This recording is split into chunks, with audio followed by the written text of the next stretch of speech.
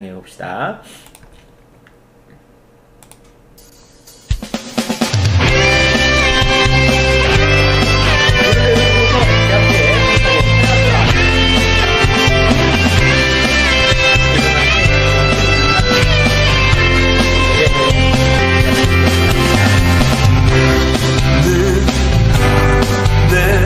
내가 살아가는 이유이 되는 작은 우리 큰 산 모두 태우듯이 나를 쓰소서.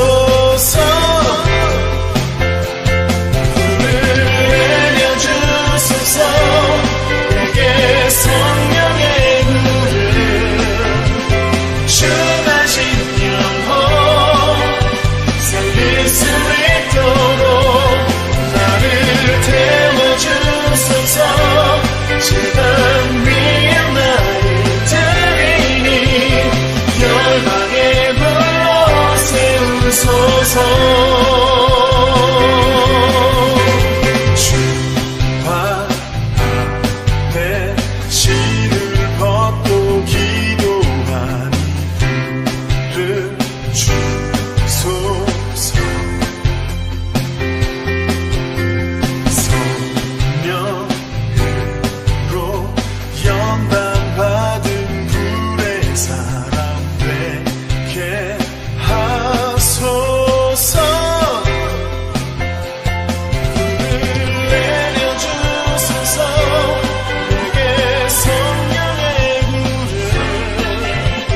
주가신 영혼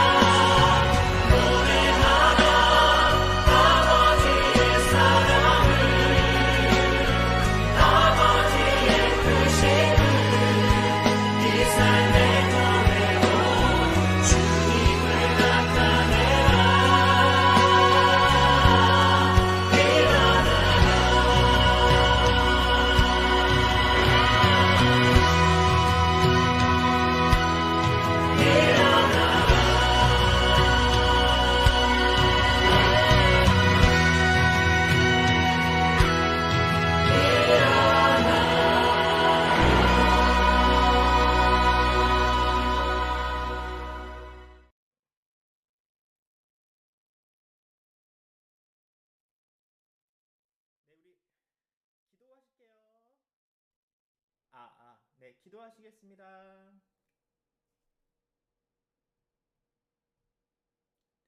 마이크 풀어주세요. 마이크. 들리세요? 기도하겠습니다. 하나님, 지난 한 주도 처음 겪는 일들로 인해 불안하고 혼돈 같은 일상이었지만 매 순간 저희와 함께 해주시고 오늘도 이 은혜의 자리에 불러주셔서 감사합니다.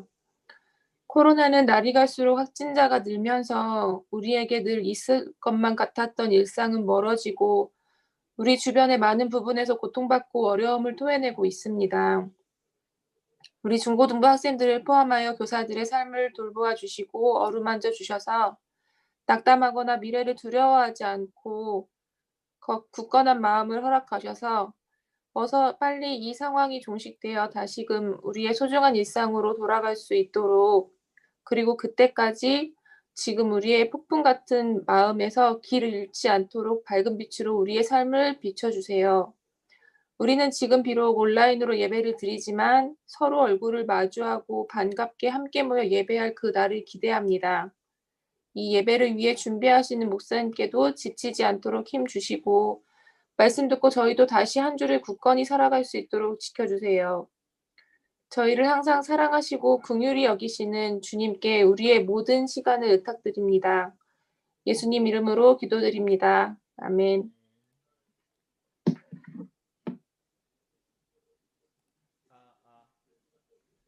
목소리가 잘 안 들리죠?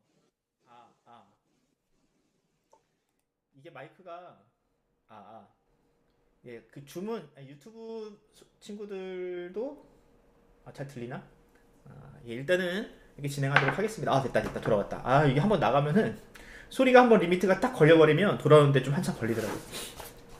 네, 반갑습니다 여러분. 광고 간단하게 하고 여러분들 네네네 잘 들린다고 하겠습니다. 지금 여러분들도 알다시피 지금 그 코로나가 좀 장난이 아닙니다. 지금 뭐 1000명, 뭐 900명 뭐 이렇게 왔다 갔다 하는데 여러분들 건강 조심하시고 특히 학교가 지금 요즘에 그 감염에 굉장히 그 취약하다고 해요, 여러분들. 그래서 이제 방학 얼마 안 남았을 텐데 요즘 막 어디 갈 데도 없잖아요. 뭐 PC방이나 이런 데도 되도록 조심하고 여러분들 건강을 잘 챙기시기 바랍니다. 그리고 성탄절 관련해 가지고 한 가지 광고를 할게요. 성탄절은 아마도 지금 상태로 보면 아마 그 온라인 예배로 진행이 될 것 같습니다. 지금 주일 예배가 녹화 방식으로 해가지고 주일 예배가 송출되고 있는데 지금 우리는 이렇게 실시간으로 드리고 있죠. 근데 이런 방식으로 그 성탄절 12월 25일에 있을 성탄절 예배도 아마도 진행이 될 것 같아요.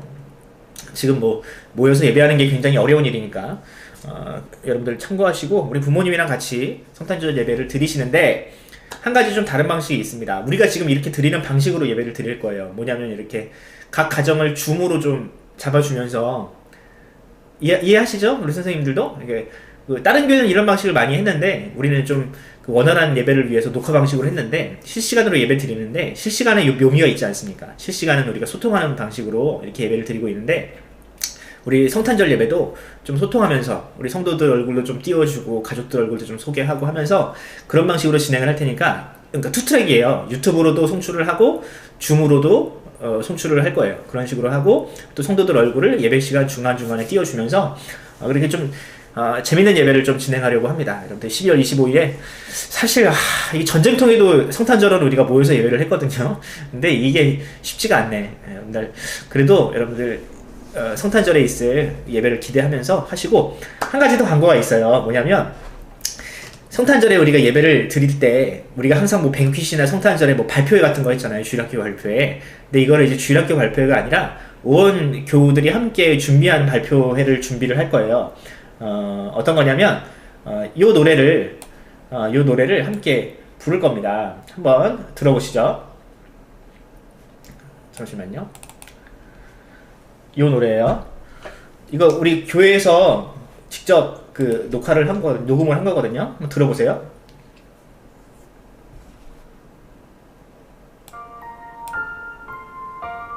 안 나와. 저기 저 별이 우리를 잠시만요. 인도하.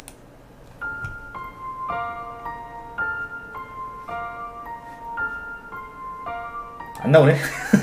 안 나오네. 준비했는데 잠깐만, 이 코덱이 안 깔렸나 보다. 잠시만요. 일단 원래 있는 걸로.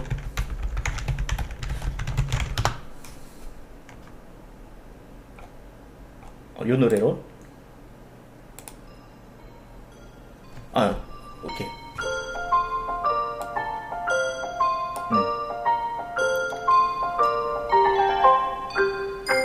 저기 저 별이 우리를 인도하다가 저 아기 눈먼 곳에 머물러섰네.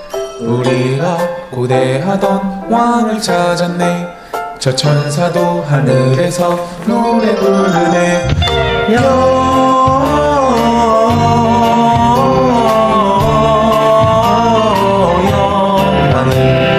높이 계신 주께 영원히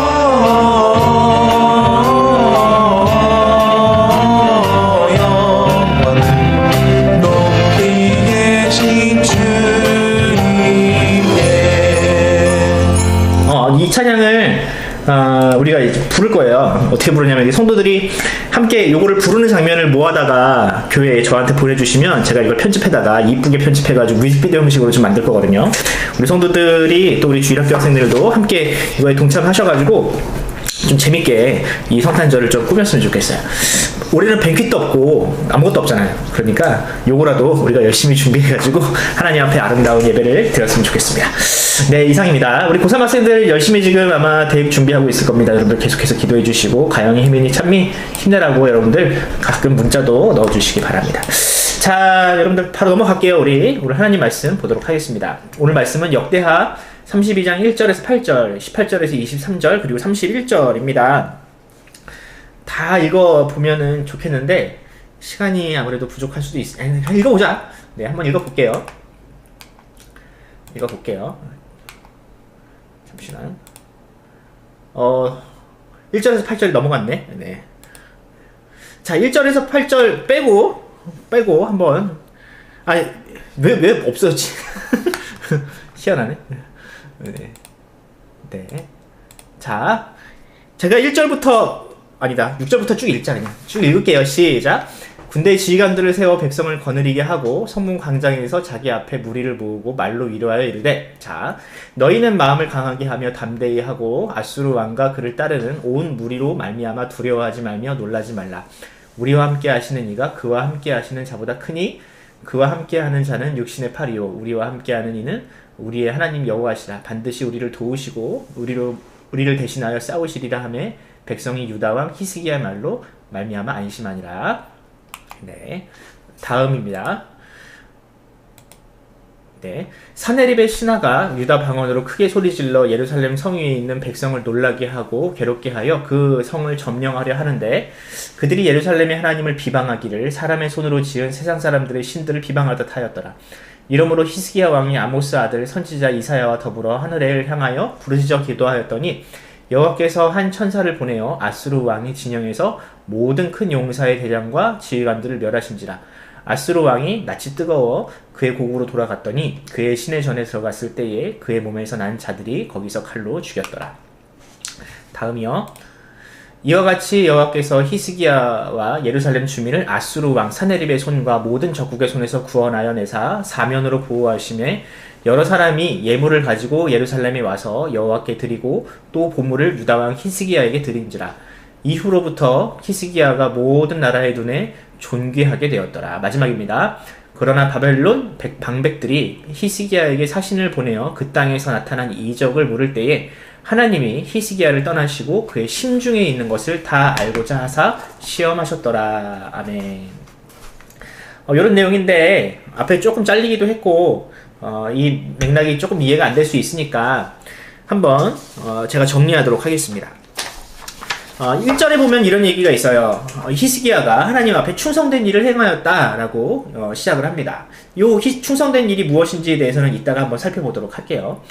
또 이번 아수르 왕 사네립이 유다에 들어와서 점령하려고 했다. 그러니까 아수르라고 해서 그 당시에 가장 큰 강대국이었던 나라가 있는데 그 나라가 이 유다에 쳐들어왔다라는 겁니다. 히스기야는 이 전쟁을 대비해서 방백들, 신하들, 그러니까 이제 그 참모들이죠. 들과 의논해서 다음과 같은 조치를 취했다. 아수르 군대가 물을 얻지 못하도록 성 밖의 모든 물의 근원을 끊었습니다. 왜 그랬는지 이따 볼게요. 무너진 모든 성벽을 보수하고 망대를 쌓고 외성을 쌓았습니다. 그러니까 이제 성벽을 보수했다는 거죠. 전쟁이 있을 수 있으니까. 다윗성의 밀로, 은밀한 길들을 견고하게 하여 무기와 방패를 만들었다라고 기록되어 있습니다. 또 넘어가 볼게요. 자, 히스기야는 성문 광장에서 백성들을 이렇게 위로했습니다. 너희는 마음을 담대히 하고 아수르 왕을 두려워하지 말아라.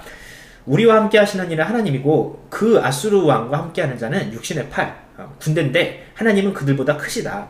하나님은 우리를 위해서 반드시 도우시고 우리를 대신하여 싸우실 것이다 라고 이 백성들에게 위로를 했어요. 이 위로를 듣고 백성들은 안심했죠. 자, 사네립의 신하 랍사게라는 사람이 있었습니다. 그 사람은 유다 방언을 잘하는 사람이었어요. 외국인임에도 불구하고. 그런데 하나님을 모독하고 비방하는 말을 막 쏟아냅니다. 히스기야는 이사야와 함께 하나님께 기도하였는데 하나님이 그때 한 천사를 보내셔서 아수르 왕의 그 모든 군대의 장수들, 이제 전쟁은 장수가 하잖아요. 이 장수와 큰 용사들을 싹 죽여버렸어요. 예. 병사들은 장수들의 말을 듣는데 장수가 없으니 병사가 무슨 의미가 있겠어요. 결국 아수르는 후퇴하였는데 나중에 이 아수르가 본국에 돌아가서 칼로 죽임을 당합니다. 아들에게. 이 소식을 들은 외국의 여러 나라들이 예물을 가지고 예루살렘에 와서 여호와께 예물을 드렸어요. 그리고 히스기야는 모든 나라의 눈에 존귀하게 되었다. 하지만 요거는 오늘 원래 큐티 본문이 아니거든요. 근데 여기까지 읽어야지 오늘 본문이 의미가 있는 거예요. 31절을 보면 바벨론의 사신들이 찾아와서 아수르의 전쟁에서 일어난 기적에 대해서 어떻게 된 겁니까? 당신의 나라가 어떻게 아수르를 이겼습니까? 라는 사실에 대해서 물었어요. 그때 히스기야가 궁전에 있는 창고, 비밀 창고들을 싹 열어주거든요. 이것 때문에 나중에 이 남유다는 바벨론, 이때 사신으로 왔던 바벨론에 의해서 멸망을 당하게 됩니다. 하나님이 이때는 히스기야를 떠나시고 그 심중에 있는 것을 알고자 하여 시험하셨다라고 역대하는 이야기를 해요. 자, 그러면 우리가 한번 좀 더 깊이 한번 들어가 보도록 하겠습니다. 이게 왜 남아있냐? 자, 볼게요. 히스기야는 과연 하나님 앞에 어떤 충성된 일을 했나? 여러분들 히스기야에 대해서 여러분들 잘 모를 수도 있는데 히스기야는 남유다의 몇 안 되는 하나님의 칭찬을 받았던 왕이었습니다. 다윗 이후로 가장 하나님의 마음에 합한 사람이라는 평가를 받아요. 그가 어땠냐면 제가 설명을 드릴게요. 그가 한 일이 첫 번째 뭐냐면은 성전이 굉장히 노후되어 있었거든요. 성전이 거의 무너지기 직전이었어요. 그런데 이 히스기야가 이 성전을 다시 보수하는 일을 합니다. 그러니까 요즘 말로 하면 우리 교회가 사람이 아무도 안 들어다니니까 지금 막 쓰레기도 막 쌓여있고 막 여기저기 막 페인트도 까져있고 막 그런 거야. 근데 이 히스기야가 그 페인트 칠도 다시 하고 기둥도 다시 세우고 이 막 어지러져 있는 거를 막 치우는 그런 일을 했다는 거죠. 또 이 히스기야가 했던 일 중에서 가장 대단한 일이 뭐냐면 유월절이라는 절기가 있었습니다. 그 당시 유월절.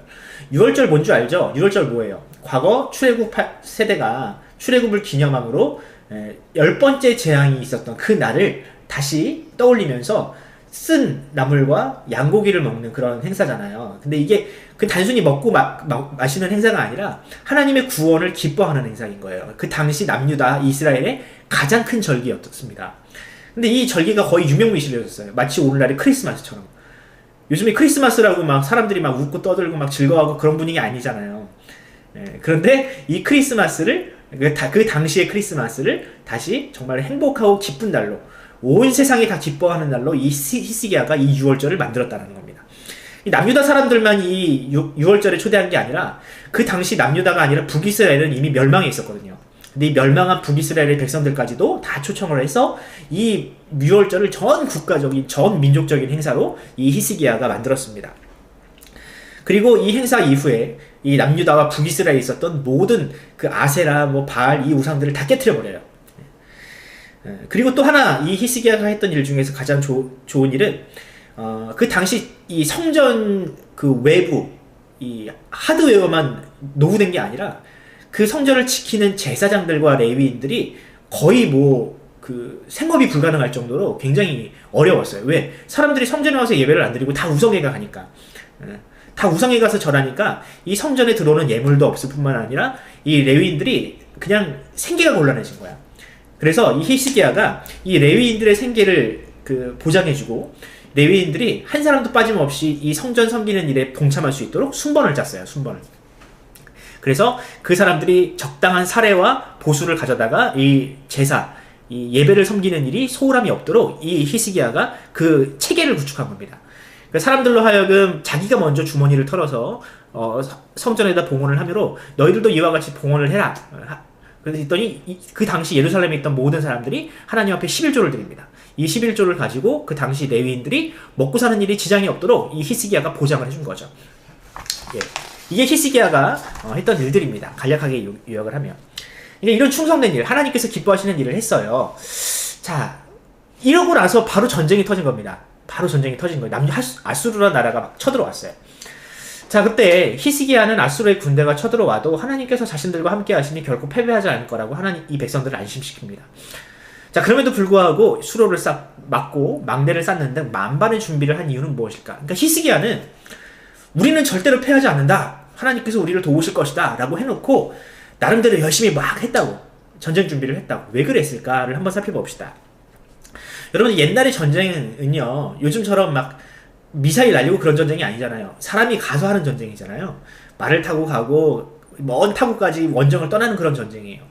그런데 그 당시 전쟁은 이 보급이 굉장히 중요했습니다. 왜냐하면 사람이 하는 전쟁이기 때문에 사람이 먹고 마실 물과 식량을 잘 조달하는 것이 전쟁의 성패를 갈랐어요. 만약에 중간에 이 보급로가 끊어진다, 그러면 전쟁을 더 이상 할 수가 없는 거야. 우리가 옛날에 6.25 전쟁 때 우리 남한이 승기를 가져올 수 있었던 가장 결정적인 전투가 있잖아요. 뭐예요? 인천 상륙작전. 예. 인천 상륙작전이 왜 중요한 거예요?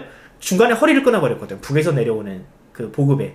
그래서 북한이 더 이상 전쟁을 할 수가 없어서 전쟁이 우리가 이렇게 이나마 이만큼이라도 차지를 하고 전쟁이 끝난 거예요. 안 그랬으면 끝났어, 전쟁은 이미 그 전에. 근데 이 아수르에게도 동일한 고민이 있었던 겁니다. 먼 타국에서부터 왔는데 물과 식량을 얻는 게 굉장히 어려웠어요. 그러니까 보통 선택하는 방식이 뭐냐면 약탈을 합니다. 약탈을. 지나다니는 동네마다 약탈을 해서 이 물과 식량을 조달을 했어요. 근데 수비하는 입장에서는 그 반대는 어떻게 하면 될까? 이들이 물과 식량을 제대로 얻을 수 없도록 차단만 하면 돼요. 그러면 전쟁이 이기는 거야. 더 이상 전쟁을 할 수 없어서. 근데 제일 중요한 게 뭐였냐면 물이었습니다. 물을 여러분들 하루에 물 한 모금 안 마시면 정말 죽을 것 같잖아요. 사람은 40일은 금식을 해도 먹을 것을 먹지 않아도 물은 일주일간 먹지 않으면 죽는다 그래요. 그만큼 물은 굉장히 중요하거든요. 그러니까 이 히스기야는 그걸 안 거죠. 우리가 이 예루살렘 성 안에서 자급조적을 할 수가 있는데 우리가 저들에게 물만 내주지 않으면 우리가 이 전쟁을 이긴다. 그래서 이 예루살렘 성에서 예루살렘 성 밖으로 나가는 물의 그 근원을 다 차단해버린 겁니다. 그들이 목말라 죽도록, 목말라서 더 이상 전쟁을 하지 못하도록. 이게 굉장히 효과적이라서 이 전쟁을 이길 수 있는, 상대적으로 약한 전투력을 가지고 있는 남유다가 이길 수 있는 가장 유일한 방법이었어요. 가장 효과적인 방법이기도 하고. 근데 이것을 이제 아수르 왕이 안 겁니다. 그래서 전쟁이 길어지면 자기에게 불리하니까 하루빨리 이 전쟁을 마감할 수 있는 방법을 선택을 합니다. 피 흘리지 않고 전쟁을 할 수 있는 방법. 그게 뭐냐면 심리전이에요. 심리전.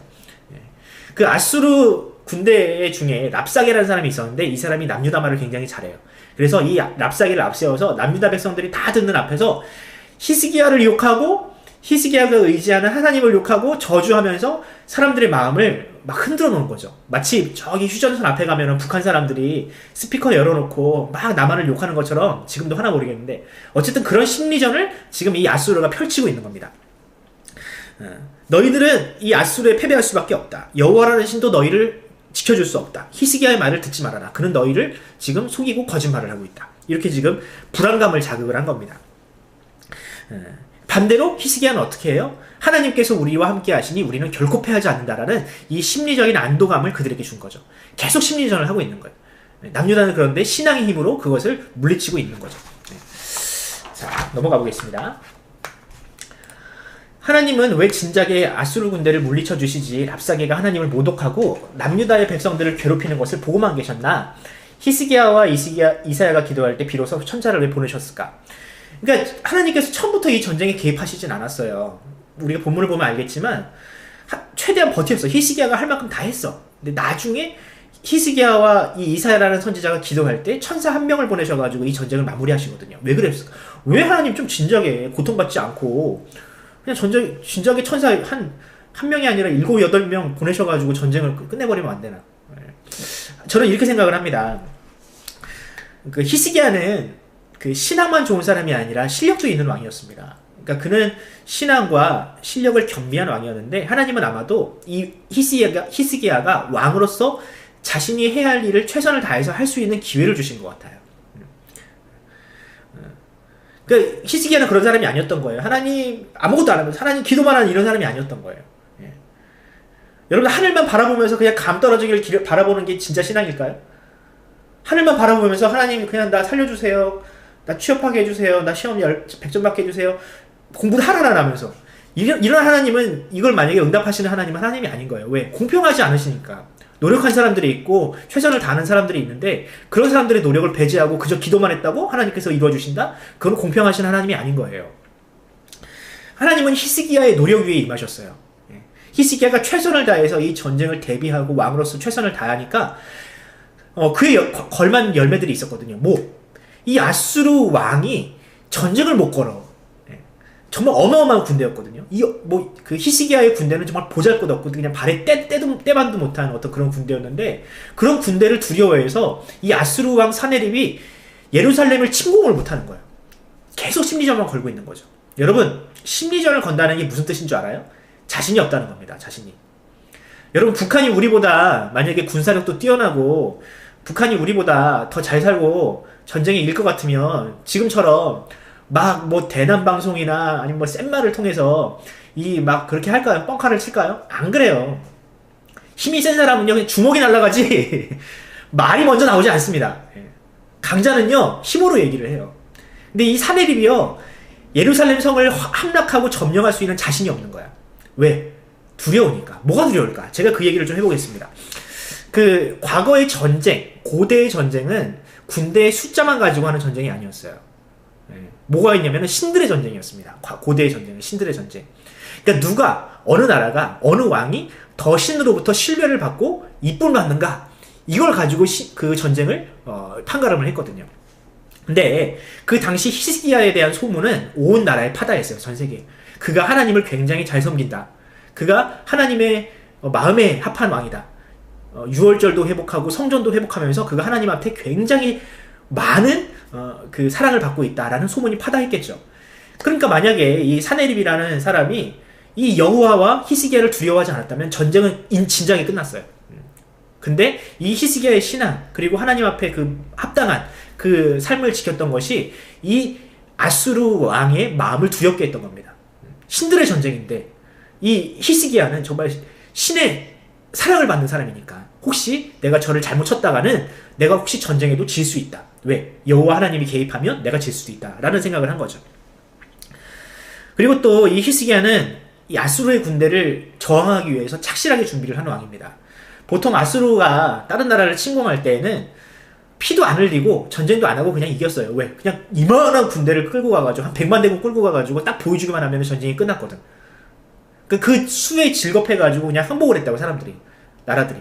근데 히스기야는 어때요? 저항을 합니다.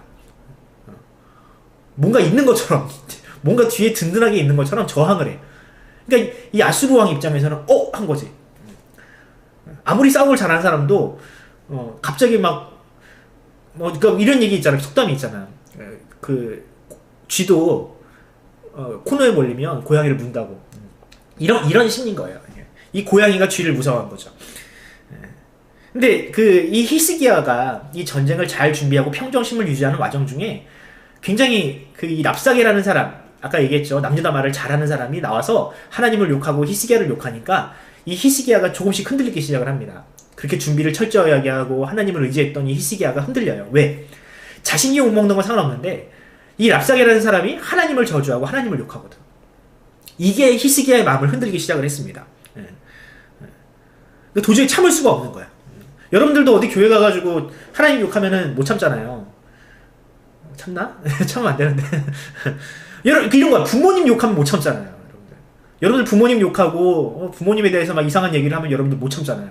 상대가 아무리 강해도 일단은 붙어야 되잖아. 이런 거예요. 근데 히스기야가 이걸 도저히 참을 수가 없는 겁니다. 나의 하나님을 감히 욕한단 말인가.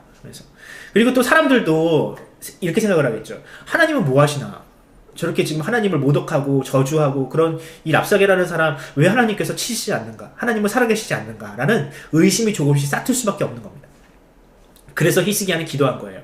나가서 싸우자니 싸우면 질 것 같고 100% 지고 그래서 버티고 있자니 저 랍사게라는 사람의 말로 인해서 사람들의 마음이 동요하고 나도 지금 도저히 참을 수가 없으니까 이러지도 저러지도 못하는 상황에서 이 히스기야는 하나님 앞에 기도를 한 겁니다.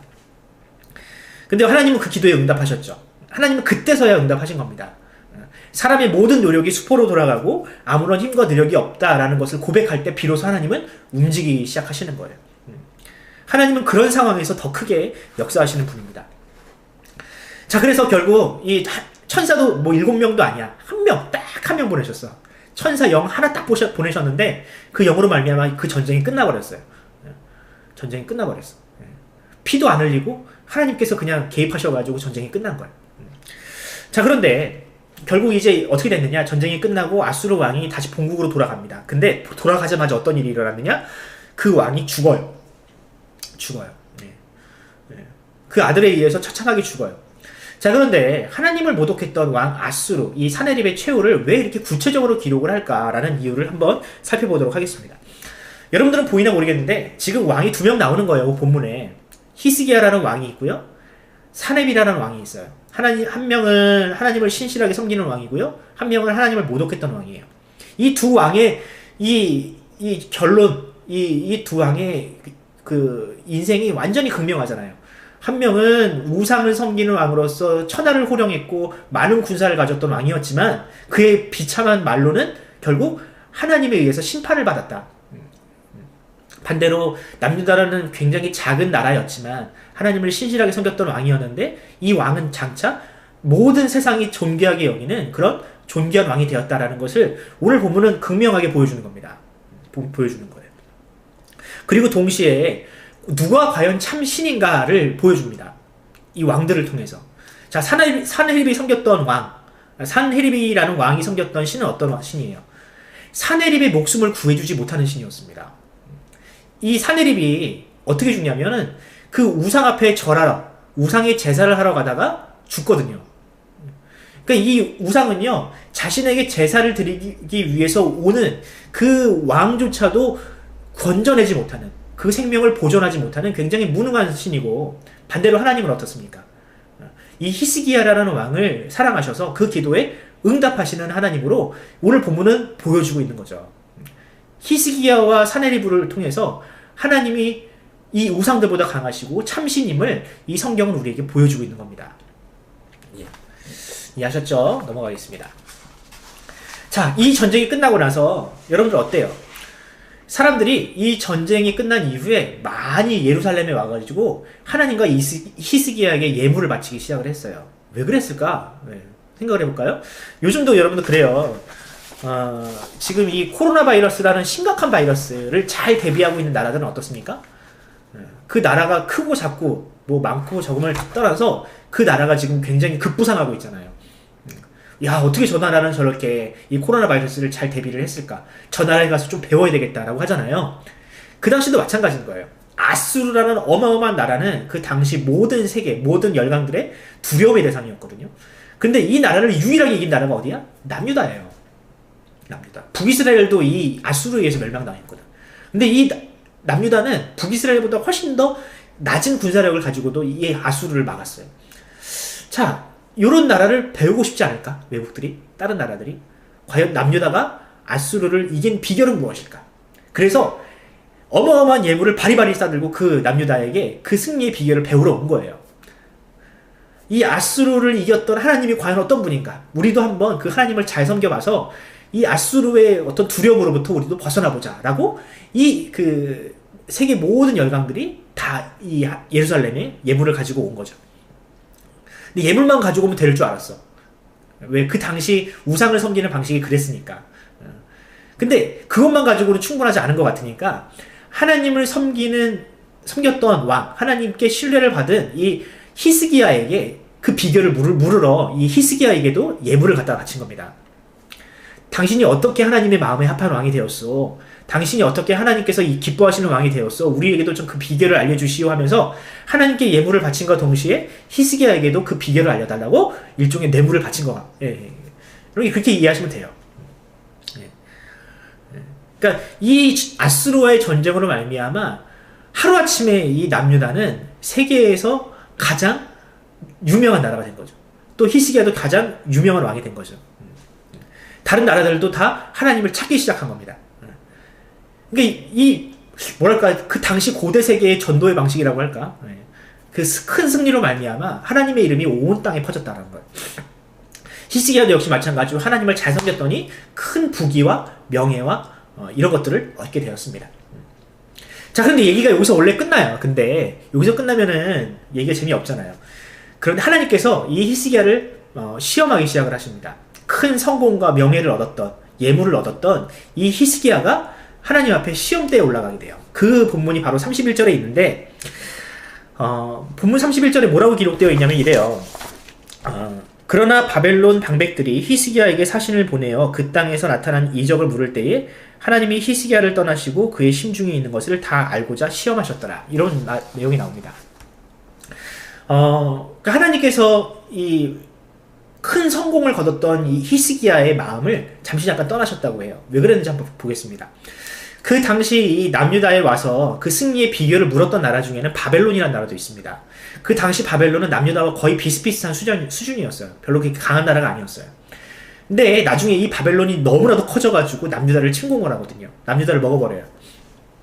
그런데 그 당시에는 이 남유다와 바벨론이 친했어. 그래서 와가지고 이 히스기야와 이런저런 얘기를 하다가 당신의 승리의 비결이 무엇이요? 했을 때 아까 얘기했죠. 히스기야가 너무나도 막 이렇게 자신감이 뿜뿜해가지고 보여줘서는 안 될 궁정에 있는 모든 비밀들을 다 보여준 거야. 국가 기밀을 다 보여준 거예요. 그러니까 이 일로 말미암아 하나님께 큰 책망을 받고 장차 이 바벨론으로 말미암아 남유다가 멸망할 것이다 라는 그런 경고를 받아요. 근데 왜 히스기야는 이랬을까? 여러분도 궁금하지 않아요? 그렇게 하나님을 신뢰하고 그 다음에 뛰어나고 실력도 좋은 이 히스기야가 어떻게 이렇게 말도 안 되는 선택, 말도 안 되는 결정을 하게 되었을까? 오늘 본문은 그 이유를 얘기합니다. 하나님께서 히스기야를 떠나셨다. 히스기야의 마음을 떠나셨다. 왜 하나님은 히스기야의 마음을 떠나셨을까? 저는 하나님께서 일부러 떠나신 게 아니라 히스기야 마음 가운데 죄가 들어왔다라고 생각을 합니다. 어떤 죄? 교만이라는 죄. 교만이라는 죄. 내가 하나님께 이만큼 친해. 내가 이만큼 성공을 했어. 난 이제 세상으로부터 존중받는 왕이야. 누가 나를 두렵게 하겠어? 라는 어떤 그런 교만이라는 죄가 이 히스기야 마음 가운데 들어온 것 같아요. 자, 요 다음 본문을 한번, 연관된 본문을 한번 볼게요. 역대하 32장, 아까 얘기했죠. 이거 읽었던 거예요. 그러니까, 우쭐한 거죠, 우쭐. 야, 내가 이제 이만큼 성공을 했으니까 누구도 나를 이제 무시 못해. 나 이제, 낫수로도 이긴 사람이야. 이런 식으로 이제 우쭐을 한 거죠. 이런 교만이 들어오고 나서 하나님이 그를 떠나신 겁니다. 그리고 바벨론이 왔을 때 그가 진중하지 못하고 신중하지 못하고 국가에 큰 해악이 되는 결정을 할 수밖에 없었던 거죠. 그러니까 여러분 저는 그런 생각을 해요. 히스기야는 정말 어마어마한 대군 앞에서도 두려워하지 않았던 왕이거든요. 그런 그 하나님을 찾는 그 중심을 가지고 그 전쟁을 이긴 왕이에요. 근데 그가 결정적으로 패배한 게 뭐냐면 이 교만이라는 죄 앞에 그가 패배한 모습을 오늘 본문은 우리에게 보여주고 있다. 눈앞에 보이는 큰 대적 앞에서도 꿋꿋하게 신앙을 지켰던 그 왕이 눈에 보이지 않는 아주 작은 성공 앞에서 교만하는 그의 모습을 통해서 이 죄가 얼마나 무서운지, 교만이라는 죄가 얼마나 무서운지 이것을 우리에게 보여주고 있는 본문이다 라고 저는 생각을 합니다. 마지막입니다. 역대기 저자는 왜 아수르를 대항하여 거둔 큰 승리를 거둔 히스기야와 반대로 교만이라는 죄에 빠진 히스기야를 동시에 보여줄까? 그겁니다. 진짜 무서운 적이 과연 무엇일까를 우리에게 보여주는 거예요. 자, 눈에 보이는 큰 적이 큰 적. 100만의 대군이 무서운 것이냐? 아니다. 사람 마음속에 싹트고 있는 아주 작은 죄악, 교만이라는 죄악이 우리가 가장 두려워할 대적이다 라고 오늘 본문은 우리에게 교훈을 하고 있는 거죠. 히스기야를 봐라. 수십만의 대군도 물리칠 수 있었던 이 히스기야도 이 교만이라는 죄 앞에 여전히 무너지지 않는가. 우리도 역시 마찬가지로 이 죄 앞에서 겸손하고 하나님 앞에 겸손하고 이 세상 앞에 우리가 늘 겸손한 모습을 잃지 말아야 한다는 것을 오늘 본문은 우리에게 보여주고 있다라고 저는 결론을 내고 싶습니다. 자, 이제 적용입니다. 오늘 본문을 통해서 우리는 어떤 교훈들을 발견할 수 있을까? 저는 이렇게 교훈을 찾아왔어요. 하나님은 삶의 최선을 다하는 사람을 통해서 역사하신다. 그러므로 교회를 도피처로 여겨서 세상을 등지지 말고 신앙을 방패 삼아 마땅히 해야 할 일들을 내팽개치지 말자. 이게 무슨 뜻이냐면 여러분들 그냥 오로지 교회에서만 산다고 그게 신앙이 좋은 거라고 얘기할 수 없다라는 거예요. 야, 나는 다른 거 다 필요 없어. 난 성경만 볼 거야. 기도만 할 거야. 여러분, 이게 신앙이 아니라는 거예요. 내가 할 일을 최선을 다해서 하고, 내가 학생이라면 학생의 본분을 잘 지키고, 내가 직장인이라면 그 직장에서 인정을 받고, 그러면서 하나님 앞에 신실한 삶을 사는 것이 중요한 것이지, 다 내팽개치고 난 교회에서만 살 거야. 이런다고 그것이 좋은 신앙이라고 이야기할 수 없다라는 겁니다. 히스기야를 보세요, 여러분. 히스기야가 왕으로서 책임을 다하고 전쟁 대비를 다하고 사람들을 안심시키고 이 모든 일을 하면서 동시에 하나님 앞에 신실한 삶을 살았더니 비로소 하나님께서 응답하시지 않았습니까? 마찬가지예요. 여러분들, 신앙이라는 거 그냥 눈에 보이는 신앙만이 아니라 세상에서 살아가는 우리의 삶의 자세도 역시 마찬가지로 신앙인 겁니다. 세상 앞에는 야, 쟤는 뭐 맨날 기도만 하고 교회만 다니다 그러고 일은 하나도 안 하고 공부도 하나도 안 하고 인정받을 수 없어요. 하나님께도 인정받을 수 없어요. 그러니까 우리가 해야 할 일을 최선을 다해서 하면서 우리가 해야 할 본분, 신앙도 하나님 앞에서의 삶도 우리가 양쪽을 다 챙기는 것이 참된 신앙이라 할 수 있습니다. 두 번째, 사람의 끝은 하나님의 시작이라는 말이 있다. 여러분들 같이 따라해봅시다. 같이 따라 시작. 사람의 끝은 하나님의 시작이다. 사람의 끝은 하나님의 시작이다. 예. 그러니까 내가 도무지 감당할 수 없는 일이 생겼다고 여러분 좌절하지 마시기 바랍니다. 야, 나는 이제 끝났어. 내 인생은 이제 끝났어. 나는 뭐 대학도 못 가고, 나 직장도 취업 못 하고. 여러분들 이런 거 여러분들이 끝이라고 얘기하지 마세요. 여러분들 우리의 끝이 아니라 하나님의 시작인 거예요. 이제부터 하나님이 이제 비로소 시작을 합니다. 일하시기 시작해요. 기도를 통해서 우리가 그 끝이라고 생각하는 순간에 우리가 하나님 앞에 기도함으로 말미암아 하나님의 도우심을 간절하게 구하시기 바랍니다. 근데 여러분들 아무것도 안 하다가 난 그냥 아무것도 안 하다가 진짜 힘든 일만 생겼다고 그때 가서 기도한다고 여러분 하나님 응답하시진 않아요. 히스기야가 그렇게 하나님의 응답을 받을 수 있었던 이유는 최선을 다하는 삶을 살고 또 하나님 앞에 신실한 삶을 지키다가 그때 비로소 하나님께 응답을 구하니까 하나님이 응답하신 거지. 하나님 없는 삶을 살다가 난 하나님 몰라 이러고 살다가 그 끝에 가가지고 하나님 찾는다고 하나님께서 바로 응답하시진 않습니다. 물론 하나님은 긍휼이 많으신 분이라 우리를 사랑하신다면 은혜를 베푸실 수도 있지만 완전히 하나님 떠난 삶을 살다가 그 하나님을 찾는다고 그 하나님께서 그걸 쉽게 응답하시겠어요? 저 같아도 안 해요. 네. 자, 어쨌든 넘어가겠습니다. 하나님은 그분을 신뢰하고 영광을 돌리는 삶을 사는 사람을 반드시 높이신다. 아멘? 네. 반대로 하나님을 멸시하거나 스스로 왕이 되려고 하는 사람은 결코 하나님의 도우심을 받을 수 없다. 네. 세상이 추구하는 멸망의 길을 가지 말고 살아계신 하나님께서 예수님을 통해서 보여주신 성도의 길을 벗어나지 말자. 이게 누구를 통해서 볼 수 있어요? 히스기야와 사네립의 구도를 통해서 볼 수 있는 거예요. 정말 세상적으로 보면은 가진 건 없지만 하나님께 영광을 돌리는 삶을 살았던 사람을 하나님께서는 결국에는 높이시고 온 열국들의 어떤 존귀하게 여김을 받는 자로 만들어 주셨잖아요. 반대로 정말 세상을 떵떵거리며 호령했던 그 사람도 하나님을 멸시했더니 어떻게 됐어요? 그 비참하게 그 우상 앞에서 그가 간절하게 바랬던 그 우상 앞에서도 죽을 수밖에 없었잖아요. 멸망의 길이 아니라 예수님께서 우리에게 보여주신 그 길, 비록 십자가라는 굉장히 고통스러운 길이지만 그 길만이 우리에게 유일한 생명의 길임을 여러분들이 믿으시고 그 길을 떠나지 않으시기 바랍니다.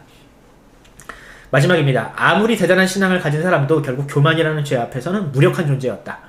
자신의 신앙을 자랑하기보다 우리를 구원하신 하나님을 자랑하고 결코 자만하지 말자. 이게 결론입니다. 여러분, 교만이라는 죄 앞에 떳떳한 사람은 아무도 없습니다. 결국 아담과 하와도 그 교만이라는 죄 앞에 무너졌고요. 내가 가진 신앙을 자랑한 것이 아니라 나를 구원하신 하나님을 자랑해야 되는 거예요. 야, 나는 신앙이 이 정도야. 나는 금식을 이만큼 했고 나는 성경을 몇 독 했어.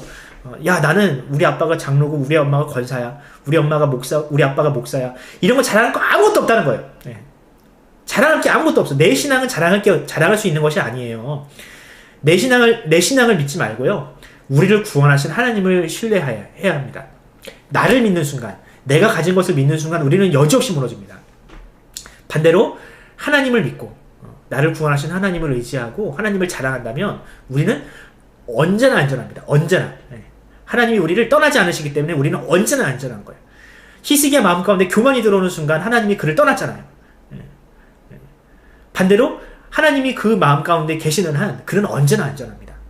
우리도 하나님을 떠나지 말고 하나님의 마음 가운데 하나님이 미워하시는 그 죄가 우리를 지배하도록 우리가 두지 않고 하나님을 여전히 섬기면, 자랑하면 우리는 언제나 안전합니다. 여러분들 이것을 믿으시기 바랍니다. 한 문장으로 요약해 봅시다. 나의 진짜 적은 누구다? 내 안에 도사리고 있는 죄성들이다. 잘 나갈 때 교만하지 말고 항상 하나님 앞에서 겸손한 삶을 살아가시는 여러분이 되기를 간절히 소원합니다. 아멘. 네. 자, 이 찬양으로 오늘 마무리를 했으면 좋겠어요. 잠시만. 네. 이 찬양 부르면서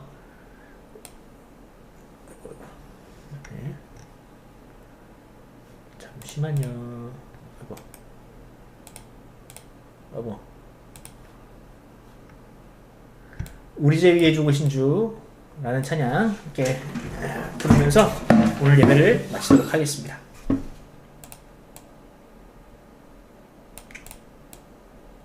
네, 찬양하겠습니다. 우리 죄 위에 죽으신 주, 십자가 그 사랑 감사하네. 날마다 주의 형상대로 변화되리라. 십자가 우릴 새롭게 하리. 한 번 더. 우리 죄 위에 죽으신 주, 십자가 그 사랑 감사하네. 날마다 주의 형상대로 변화되리라. 십자가 우릴 새롭게 하리. 놀라운 사랑 찬양하리라. 우리를 위해 생명 주셨네. 놀라운 사랑 찬양하리라. 십자가의 그 능력, 십자가의 그 능력. 한 번 더 찬양합니다. 우리 죄 위에 죽으신 주, 십자가 그 사랑 감사하네. 날마다 주의 형상대로 변화되리라. 십자가 우릴 새롭게 하리. 놀라운 사랑 찬양하리라. 우리를 위해 생명 주셨네. 놀라운 사랑 찬양하리라. 십자가의 그 능력. 놀라운 사랑 찬양하리라. 우리를 위해 생명 주셨네. 놀라운 사랑 찬양하리라. 십자가의 그 능력, 십자가의 그 능력.